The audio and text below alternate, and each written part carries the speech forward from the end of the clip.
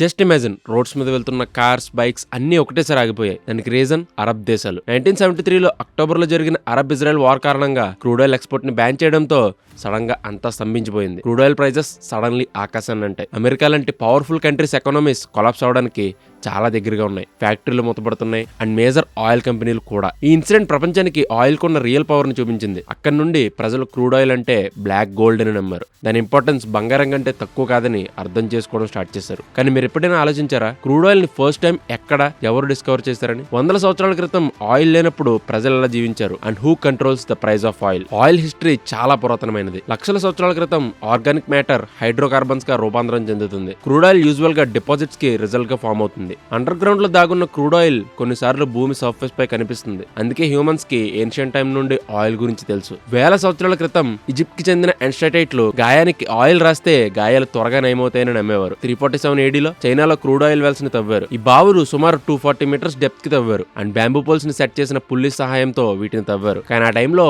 ఈ crude oil తర్వాత black gold అని పిలవబడుతుందని ఎవ్వరికీ తెలియదు. ఈ బావుల నుండి వచ్చే థిక్ లిక్విడ్ ని ఈజీగా మండించవచ్చు. సో దీన్ని ఉప్పు తయారు చేయడానికి యూజ్ చేశారు. బావుల నుండి ఆయిల్ ని సాల్ట్ ఫీల్డ్స్ కి ట్రాన్స్పోర్ట్ చేయడానికి బ్యాంబూ పైప్ లైన్స్ ని వేశారు. ఆ ఆయిల్ ని ఫైర్ చేసి సీ వాటర్ ని ఎవాపరేట్ చేసి దాని నుండి సాల్ట్ ని బయటికి తీసేవారు. 7th సెంచరీలో జపాన్ లో ఆయిల్ డిస్కవర్ చేశారు. అక్కడి ప్రజలు దాన్ని బర్నింగ్ వాటర్ అని పిలవడం స్టార్ట్ చేశారు. Italian traveller Marco polo world travel చేస్తున్నప్పుడు అతను కాస్పియన్ సీ చుట్టూ ఇలాంటి క్రూడ్ ఆయిల్ ని చూశాడు, బాకు అనే ప్లేస్ లో. అయినప్పటికీ 15th సెంచరీ వరకు ఈ ఆయిల్ ని లార్జ్ స్కేల్ లో యూజ్ చేయలేదు.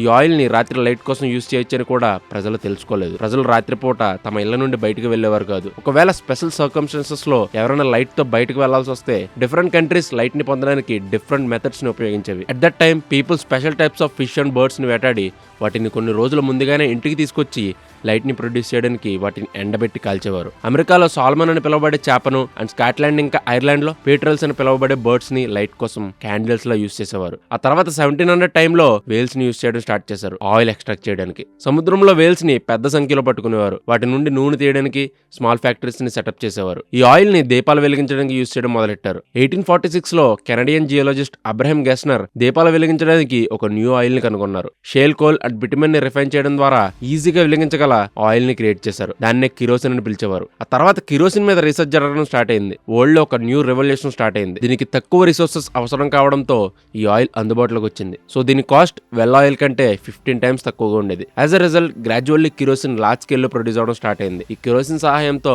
నైట్ టైం కూడా ప్రజలు వీధుల్లో నడవడం స్టార్ట్ చేశారు. ఎందుకంటే ఇప్పుడు స్ట్రీట్ లైట్స్ కి ఒక వే దొరికింది. కిరోసిన్ తర్వాత కూడా ఒక బెటర్ ఆయిల్ వచ్చింది. 1858 లో అమెరికాలో వెస్టర్న్ పెన్సిల్వేనియా సాల్ట్ వాల్స్ నుండి థిక్ ఫ్లూయిడ్ రావడం గమనించారు. దాని బ్యాట్స్మెన్ వల్ల ఎవ్వరూ దాన్ని పెద్దగా పట్టించుకోలేదు. బట్ జేమ్స్ టౌన్సెండ్ అనే పర్సన్ ఈ పెట్రోలియం నుండి డబ్బు సంపాదించాలని అనుకున్నాడు. దీనికోసం అతను ఏల్ యూనివర్సిటీలో ఒక జూనియర్ ప్రొఫెసర్ ని అడిగాడు, కెమిస్ట్ బెంజమిన్ సిలిమెన్ ని, సాల్ట్ వెల్స్ నుండి వస్తున్న పెట్రోలియం ని ఎగ్జామిన్ చేసి అనలైజ్ చేయమని. ఈ రీసెర్చ్ తర్వాత వెరీ ఫేవరబుల్ రిపోర్ట్స్ వచ్చాయి. ఆ రిపోర్ట్స్ ప్రకారం ఈ పెట్రోలియం సబ్స్టెన్స్ ని డిస్టిల్ చేసి వాల్యుబుల్ మెటీరియల్స్ ని ఎక్స్ట్రాక్ట్ చేయొచ్చని తెలిసింది. వెంటనే టౌన్సెండ్ మరో 2 అసోసియేట్స్ తో కలిసి పెన్సిల్వేనియా రాక్ ఆయిల్ కంపెనీని స్టార్ట్ చేశాడు. బట్ దాని స్టాక్స్ పెద్దగా అమ్ముడుపోలేదు. ఎందుకంటే అప్పటికి ఎవ్వరికి ఈ పెట్రోల్ వాటి మీద అంతగా అవగాహన లేదు. లేటర్ టౌన్సెండ్ ఎడ్విన్ డ్రేక్ అనే పర్సన్ ని కలుస్తాడు. అతను ఒక రైల్ రోడ్ ఎంప్లాయ్. డ్రేక్ కూడా ఆ టైంలో ఆయిల్ ఎక్స్ప్లోరేషన్ లో నిమగ్నమై ఉన్నాడు. టౌన్సెండ్ డ్రేక్ ను పెన్సిల్వేనియా ఆయిల్ ఫీల్డ్స్ ని విజిట్ చేయమని అడుగుతాడు. ఆ తర్వాత క్రూడ్ ఆయిల్ తో కోటీశ్వరులు కావచ్చని డ్రేక్ వాళ్ళకి చెప్తాడు. ఈ న్యూస్ తో ఎంకరేజ్ అయిన టౌన్సెండ్ తన Pennsylvania rock oil company shares అన్నిటిని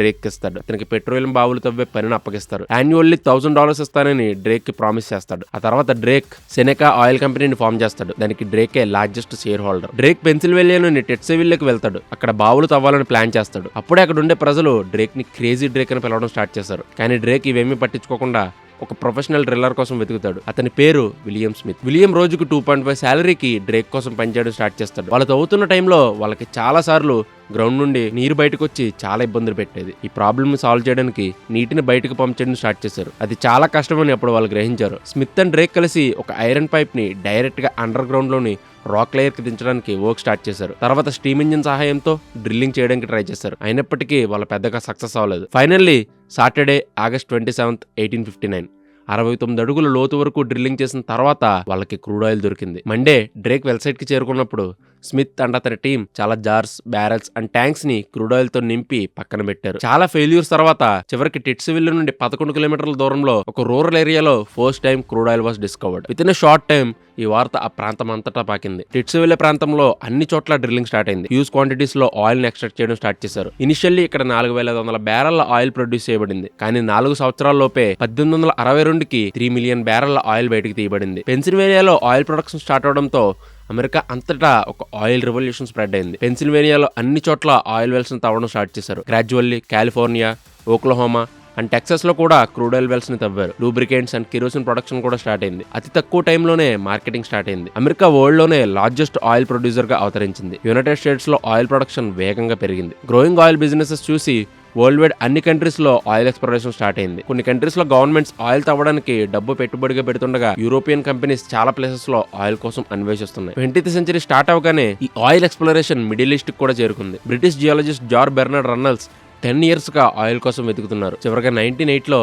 పర్షియా, ఇప్పటి ఇరాన్ లోపల క్రూడ్ ఆయిల్ దొరికింది. క్రూడ్ ఆయిల్ దొరకడం వల్ల ఆంగ్లో పెర్షియన్ ఆయిల్ కంపెనీ, ఇది ఒక బ్రిటిష్ కంపెనీ, ఆ రీజియన్ మొత్తాన్ని మోనోపోలీ సాధించింది. ఆ కంపెనీ ఆయిల్ ని రిఫైన్ చేసి దాన్ని ప్రపంచవ్యాప్తంగా ఉన్న ఇతర దేశాలకు సప్లై చేసేది. తర్వాత ఈ కంపెనీలోని చాలా షేర్స్ ని బ్రిటిష్ గవర్నమెంట్ కొనుగోలు చేసింది. సో ఇరాన్ లో ప్రొడ్యూస్ అయిన క్రూడ్ ఆయిల్ నుండి వచ్చిన లాభాలన్నీ బ్రిటిష్ గవర్నమెంట్ కి వెళ్లడం స్టార్ట్ అయ్యాయి. బ్రిటిష్ కంపెనీ తీసుకున్న ఈ యాక్షన్ ఇరాన్ ని బ్రిటిష్ వాళ్ళకి ఎదురు తిరిగేలా చేసింది. ఆ 2 కంట్రీస్ మధ్య కాన్ఫ్లిక్ట్ స్టార్ట్ అయింది. ఫైనల్లీ ఈ గొడవను సాల్వ్ చేయడానికి Anglo Persian Oil company and Iran మధ్య ఒక ఒప్పందం కుదిరింది. 1933లో ఈ అగ్రిమెంట్ కుదిరింది. దాని ప్రకారం బ్రిటిష్ ఇరాన్ కు కొంత డబ్బు ఇస్తుంది.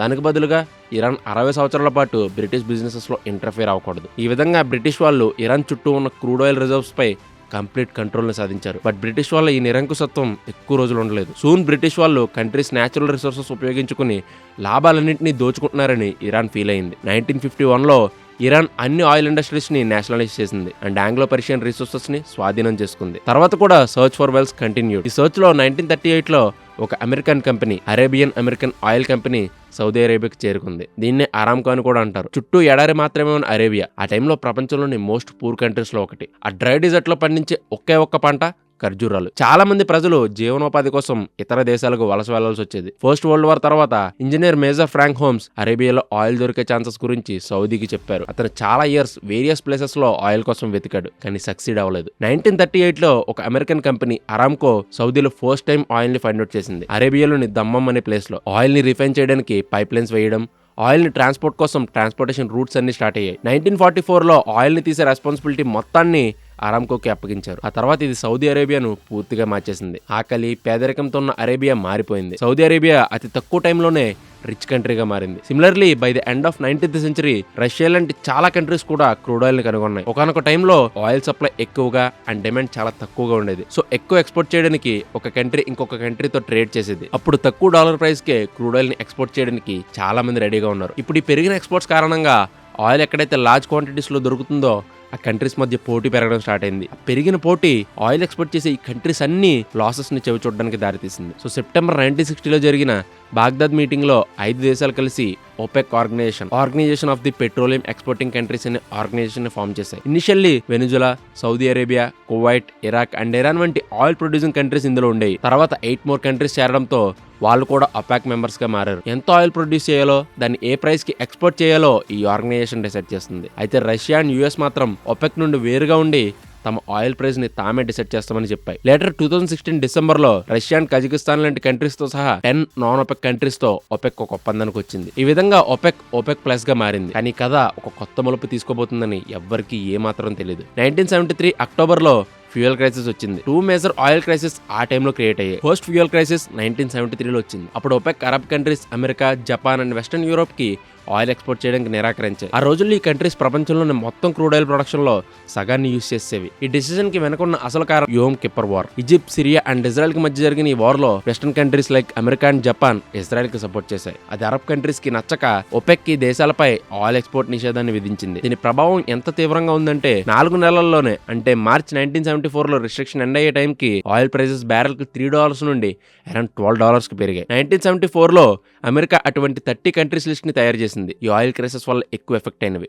అన్ఫార్చునేట్లీ ఈ లిస్ట్ లో ఇండియా టాప్ లో ఉంది. ఆ తర్వాత సిచ్యువేషన్ ఇంప్రూవ్ అయింది. మళ్ళీ జస్ట్ కొన్ని ఇయర్స్ తర్వాత 1979 లో అనదర్ మేజర్ ఆయిల్ క్రైసిస్ వచ్చింది. దానికి main reason Iranian revolution. Iran లో సోషల్ ఇంట్రెస్ట్ చాలా వైడ్ గా స్ప్రెడ్ అయింది. దీని కారణంగా Iranian oil industry heavy losses ని చూసింది. ఇరాన్ లో ఆయిల్ ప్రొడక్షన్ మెల్లగా తగ్గింది. లోవర్ ఆయిల్ ప్రొడక్షన్ కారణంగా సప్లై చైన్ లో డిమాండ్ పెరిగింది. దీని తర్వాత ఇరాన్ ఇరాక్ వార్ స్టార్ట్ అవడంతో సిచ్యువేషన్ ఇంకా దారుణంగా మారింది. 1981 లో ఆయిల్ కాస్ట్ బ్యారెల్ కి $32 కి చేరుకుంది. 2020లో క్రూడ్ ఆయిల్ ప్రైసెస్ సడన్ గా నెగిటివ్ అయ్యాయి. హిస్టరీలో ఇది ఫస్ట్ టైం. ఏప్రిల్ 2020లో బ్యారెల్ కి $18 చొప్పున ఆయిల్ అందుబాటులో ఉండేది. అదే ఆయిల్ మే 2020కి బ్యారెల్ కి -$37 కి చేరుకుంది. దానికి మెయిన్ రీజన్ కోవిడ్ పాండమిక్. చాలా ఇండస్ట్రీస్ మూతపడ్డాయి. వెహికల్స్ ఇళ్లకే పరిమితం అయ్యాయి. Oil importing countries oil imports ని తగ్గించాయి. క్రూడ్ ఆయిల్ ఎక్స్పోర్ట్ చేసే కంట్రీస్ ఎకానమీ తగ్గడం స్టార్ట్ అయింది. సో ఒపెక్ కంట్రీస్ మధ్య ఒక మీటింగ్ జరిగింది. ప్రైస్ స్టెబిలిటీ మెయింటైన్ చేయడానికి ఒపెక్ ఆయిల్ ప్రొడక్షన్ ని తగ్గించాలని డిసైడ్ అయింది. అలానే ఒపెక్ మెంబర్ కంట్రీస్ కు కూడా ఈ ఇన్ఫోన్ ఇచ్చారు. కానీ రష్యా ఒపెక్ మాట వినకుండా తన ఆయిల్ ప్రొడక్షన్ ని మరింత పెంచింది. అప్పటికే సప్లై ఎక్కువగా ఉండడంతో